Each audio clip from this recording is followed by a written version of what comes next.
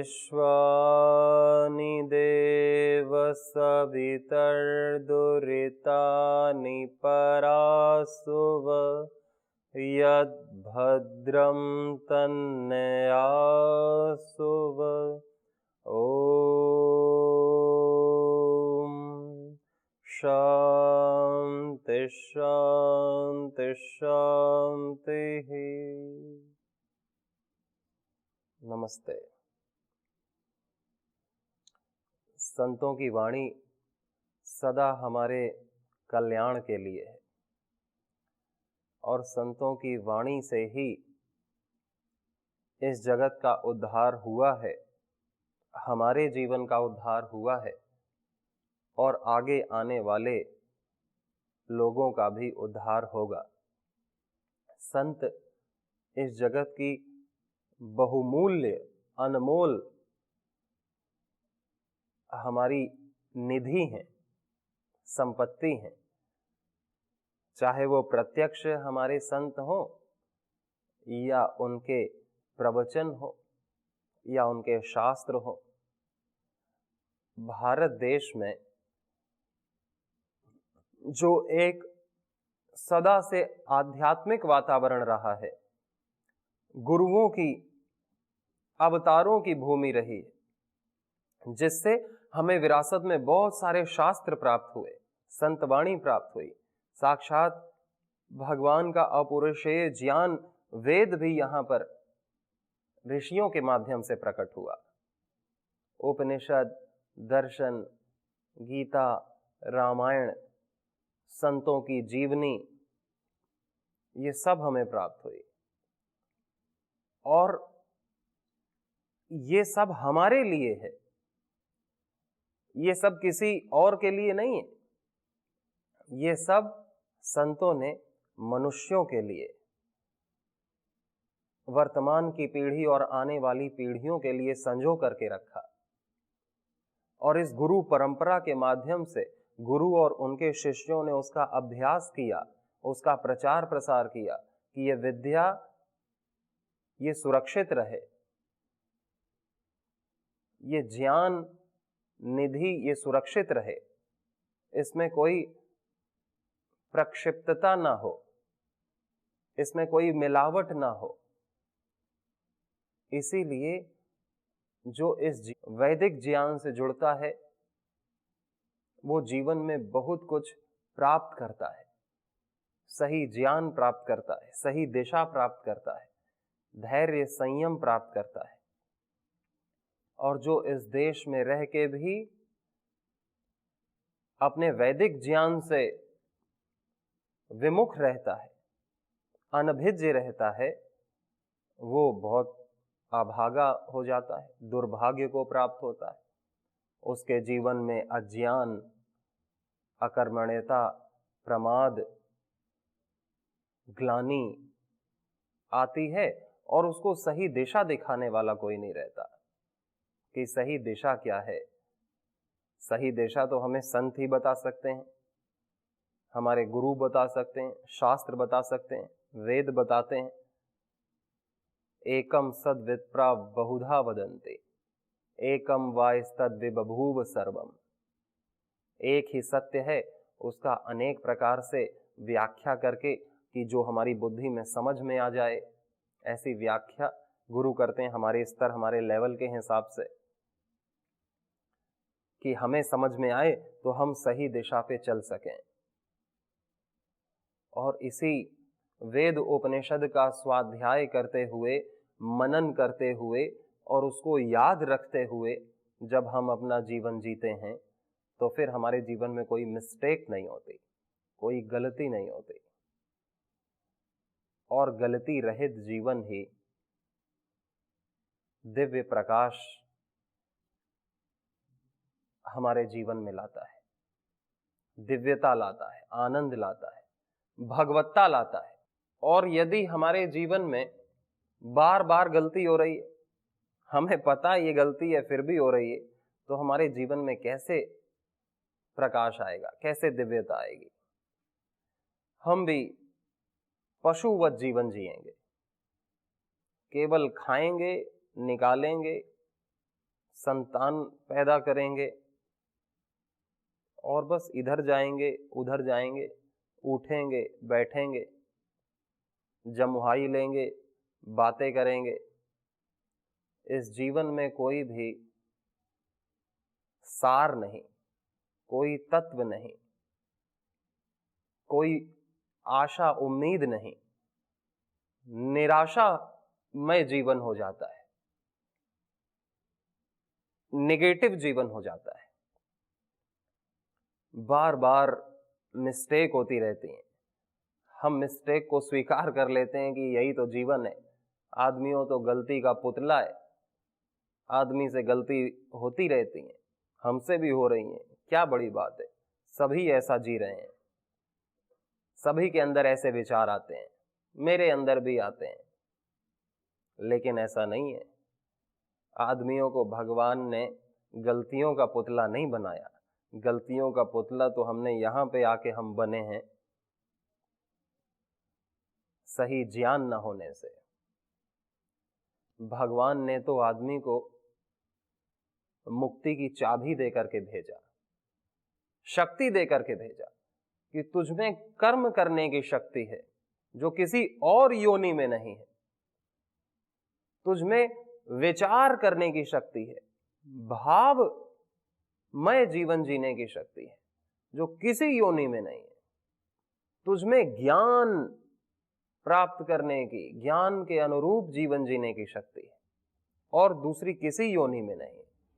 केवल मनुष्य को ही भगवान ने ये 3 शक्तियां दी, जानने की, मानने की और करने की। यानी कि बुद्धि, भक्ति और कृति, ये तीनों शक्तियां भगवान ने मनुष्य को दी।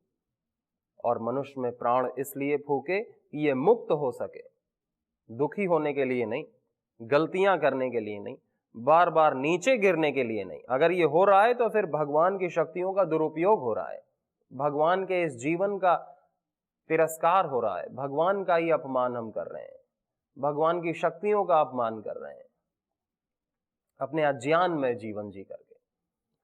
भगवान ने तो वेद में कहा कि उद्यानम ते पुरुष नावयानम जीवातुम ते दक्षता तुम कृणो में। तुझे मैं दक्ष बना रहा हूं, तुझमें प्राण फूंक रहा हूं ऊपर उठने के लिए। ऊपर उठ है मनुष्य, तू महामानव बन, तू संत बन, तू वो बन जो तू है। तू आत्मा जैसे पवित्र है, नित्य शुद्ध बुद्ध मुक्त है, वैसा तेरा जीवन हो। तू तो आत्मा है, तो आत्मा की तरह जीवन जी। आत्मा में कितनी पवित्रता है, निष्कामता है, निश्चलता है, स्थिरता है, स्वाभाविक प्रकाश है, स्वाभाविक निर्लिप्तता है, आनंद है। वैसा जीवन तुझे, यानी कि जैसा भगवान ने हमें भेज रखा है और वही अपेक्षा है कि ये तू जीवन जी। जैसा तू है वैसा जीवन जीने में तू स्वतंत्र है। कोई परतंत्रता नहीं कि तेरे को कोई दूसरा जीवन लाके तेरे में डालेगा, कोई हाथ से शक्तिपात करेगा या कोई कृपा करेगा तब तू जीना शुरू करेगा। तुम कहा तुम सब गुरु हो जिसको मैं भेज रहा हूं, कोई भी मूर्ख नहीं बनाया मैंने। मेरे हाथ से कोई मूर्ख बनेगा क्या? भगवान के हाथ से कोई गलत चीज बनेगी क्या? भगवान के हाथ से तो जो बना है सब भगवान अपने से ही बनाता है। मेकर भी वही, मैटर भी वही, मैटर भी वही है, मेकर भी वही है। तो भगवान ने तो सबको अपनी तरह ही बनाया है, अपने से ही बनाया है। भगवान में जितनी शुद्धता, पवित्रता, चैतन्य जितना भगवान में है उतना आत्मा में भी है, उतनी अमरता, उतना ऐश्वर्य आत्मा में भी है। लेकिन हम वैसे नहीं हैं जैसे हम हैं। जैसे हम हैं वैसा हमारा जीवन नहीं है, वैसा हमारा स्वभाव नहीं है। हमने दूसरा जीवन जीना शुरू किया, हमने अपने आप को दूसरी चीज ही मान ली, अहंकारवश, कि मैं तो पुरुष हूं, मैं तो इस भाषा का, इस देश का, ये कर्म करने वाला, इन आदतों का पुतला, इन गलतियों को करने वाला, इन इच्छाओं को करने वाला, इन कामनाओं को करने वाला मैं ये व्यक्ति हूं। और दूसरा व्यक्ति इसीलिए दूसरा व्यक्ति है क्योंकि उसकी इच्छाएं अलग हैं, उसकी आदतें अलग हैं, उसका अहंकार अलग है, वो कुछ और अपने आप को माने बैठा है। और इसी तरह 7.5 अरब लोग 7.5 अरब तरीके से अपने आप को कुछ ना कुछ माने बैठे हैं, अंदर से माने बैठे हैं। बाहर से तो हैं ही सब अलग अलग, बाहर से तो सबकी नाक अलग है, सबकी आंखें अलग हैं, सबके फिंगरप्रिंट्स अलग हैं, सबका शरीर का डील डॉल अलग है। बाहर से तो प्रकृति में विविधता है ही, बाहर से तो प्रकृति है। लेकिन जो अंदर से हमारी संस्कृति है, जो अंदर से आत्मा की प्रकृति है, वो तो सबकी एक है।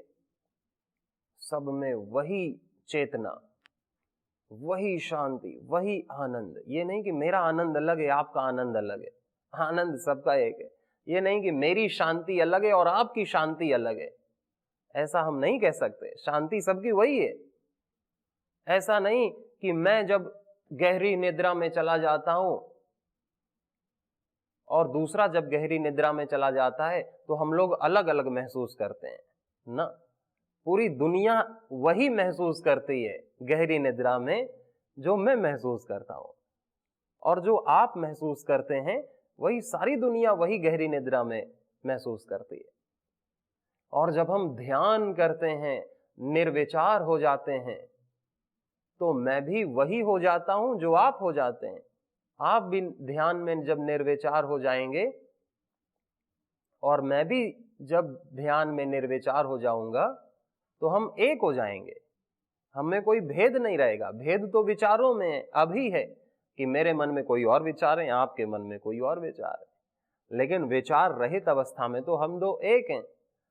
हम दो क्या, पूरी दुनिया ही एक है फिर तो, क्योंकि आत्मा एक है। हम निर्विचारता में एक हैं, निष्कामता में एक हैं, हम पवित्रता में एक हैं, हम आनंद में एक हैं, हम सुषुप्ति में एक हैं, हम तुरीय अवस्था में एक हैं। हम उसी एक ईश्वर की संतान हैं, हम सब उसी के हैं। हम सब दिव्य हैं, शुद्ध बुद्ध मुक्त स्वभाव से शुद्ध आत्मा है। इतनी हम सब में एकता है। और आंखें खोलते ही हमें बहुत कुछ अलग अलग दिखता है कि मैं अलग और तुम अलग। फिर उसी में राग द्वेष होता है। यदि हम इसी को सत्य मान लेते हैं, पूर्ण सत्य मान लेते हैं कि यही सत्य है जो मुझे दिख रहा है, तो इसीलिए कोई अच्छा लगता है, कोई सुंदर लगता है, कोई कुरूप लगता है, कहीं जाने का मन करता है, कहीं से हटने का मन करता है, राग द्वेष आ जाता है। यदि यही सत्य मान लिया जाए तो भगवान कृष्ण ने कहा, तो ये जो दिख रहा है ये पूर्ण सत्य नहीं है, ये तो बस आंखों को दिख रहा है। मेरी आंखों को कुछ और दिख रहा है, आपकी आंखों को कुछ और दिख रहा है, क्योंकि मैं इधर से बैठा हूं तो मेरे को तो कैमरा दिख रहा है, आप उधर से बैठे हैं तो आपको टीवी दिख रही है। तो ये नहीं कि मैं सही हूं कि आप सही हैं। लड़ने लगे दो लोग कि एक ने कहा कि दिन हो रहा है और एक ने कहा कि रात हो रही है, और दोनों लोग लड़ने लगे बुरी तरीके से, मार पीट की नौबत आ गई। लेकिन दो लोग लड़ रहे कि दिन है हो रहा है कि रात हो रही है, लेकिन एक भारत में है और एक अमेरिका में। तो कौन सही बताइए, दिन हो रहा है कि रात हो रही है? भारत वाला कह रहा है रात हो रही है और अमेरिका वाला कह रहा है कि दिन हो रहा है। कौन सही है इसमें? इस प्रकृति में तो सब कुछ हो रहा है, अंदर से सब एक है। अंदर न दिन हो रहा है न रात हो रही है, अंदर न राग हो रहा है न द्वेष हो रहा है, अंदर न मित्रता हो रही है न शत्रुता हो रही है। अंदर तो अखंड शांति, अखंड आनंद, अखंड चेतना। और वही आध्यात्मिकता जब हम जीते हैं बाहर तो हमें सभी अपने लगते हैं। सभी के दुख में हमको करुणा आती है, सभी की खुशी में हम खुश हो जाते हैं, सभी का सहयोग करने के लिए हम अपने हाथ आगे बढ़ाते हैं। हम में उदारता भी आ जाती है, हमें स्वाधीनता आती है, हमें प्रेम आता है जब हम सब में उसी परम सत्ता का दर्शन करते हैं कि वही परम चेतना, वही परमात्मा सबके भीतर है, जो कण कण में है, जो मेरे भीतर है। हम तुम कोई अलग नहीं। एक गीत भी है, हर देश में तू, हर वेश में तू, तेरे नाम अनेक, तू एक ही है। सागर से उठा बादल बन के, बादल से फटा जल हो करके, फिर लहर बना नदियां गहरी, तेरे भिन्न प्रकार तू एक ही है। हर देश में तू, हर वेश में तू, तेरे नाम अनेक, तू एक ही है। चींटी से भी अणु परमाणु बना, फिर जीव जगत का रूप धरा, कहीं पर्वत वृक्ष विशाल बना, तेरे भिन्न स्वरूप तू एक ही है। हर देश में तू, हर वेश में तू, तेरे नाम अनेक, तू एक ही है। यह दिव्य दिखाया है जिसने, वह है गुरुदेव की पूर्ण कृपा, वह है गुरुदेव की पूर्ण दया। टुकड़ा कहे कोई न और दिखा, बस मैं और तू सब एक ही है। हर देश में तू, हर वेश में तू, तेरे नाम अनेक, तू एक ही है। टुकड़ो जी महाराज का यह भजन सदा ही अमर रहेगा और यह कितनी सुंदरता से बताता है कि इस भिन्नता में भी, जो इस भिन्नता के अंदर जो एक सूत्र है जो सबको बांधे हुए है, जो सर्वव्यापक है, वह एक ही तत्व है। मैं भी एक है, तू भी एक है। जैसा मैं महसूस करता हूँ वैसा दूसरा भी महसूस करता है। जैसी मेरी मुक्ति की इच्छा होती है वैसे सबकी मुक्ति की इच्छा होती है। जैसे मैं कष्ट रहित दुख रहित जीवन चाहता हूँ, वैसे इस दुनिया का हर व्यक्ति कष्ट रहित और दुख रहित जीवन जीना चाहता है, स्वतंत्र होना चाहता है, स्वाधीन होना चाहता है। तो ये अपनी मांग है जीवन की। इस मांग को हमें ध्यान में रखना है और इस मांग को पूरा करना है। और इस मांग को पूरा किए बिना यदि हम इस जीवन से चले जाते हैं और हम अपनी कामनाएं बहुत सारी पूरी करते रहते हैं लेकिन हमारी मांग नहीं पूरी होती, तो फिर हम अगले जीवन में भी कामनाएं पूरी करते रहेंगे और अगले जीवन में भी कामनाएं पूरी करते रहेंगे। जैसे हम अनंत जीवनों में कामनाएं पूरी करते आए, वैसे हम अनंत जन्मों तक भी अपनी कामनाएं पूरी करते रहेंगे। लेकिन जब तक हमारी मांग नहीं पूरी होगी, हमारा उद्धार नहीं होगा, हमारी मुक्ति नहीं होगी, हमारा कल्याण नहीं होगा, हमें शांति नहीं मिलेगी। हमारी मांग है दुख रहित जीवन, हमारी मांग है दोष रहित जीवन, हमारी मांग है प्रकाशमय जीवन, दिव्य जीवन। ये सब की मांग है। ये उस चोर की भी मांग है, आतंकवादी की भी मांग है, सब की मांग है। उस कामी, क्रोधी, लोभी, मोही, सब की मांग है। कोई किसी भी प्रोफेशन में हो, कोई भी कर्म करता हो, जिसने भी मनुष्य जन्म लिया इसीलिए लिया, अपनी मांग को पूरा करने के लिए। हाँ, वो जितेंद्रिय नहीं बन पाया, उसे सही दिशा नहीं मिल पाई और वो पराधीन हो गया। अपनी पराधीनता को ही उसने स्वीकार कर लिया तो वो अपनी मांग भूल जाता है। अब कोई जैसे शराब पीने लगता है और शराब के बिना नहीं रह पाता, और वो इस पराधीनता को स्वीकार कर लेता है कि चलो शराब पी गई, हम अपनी रात गुजारेंगे, अपना दिन गुजारेंगे, तो उसका कैसे उद्धार होगा? कोई गलत कुकर्म करता है, लेकिन उस कुकर्म से उसको सुख मिलता है, फिर दुखी हो जाता है, फिर कुकर्म करता है, फिर सुखी होता है। और इस कुकर्म को उसने स्वीकार कर लिया है। वो पराधीन हो गया है कुकर्म करने का, कि कुकर्म से ही मुझे सुख मिलेगा, नशा करने से ही मुझे सुख मिलेगा, गलत आदत को दोहराने से ही मुझे सुख मिलेगा।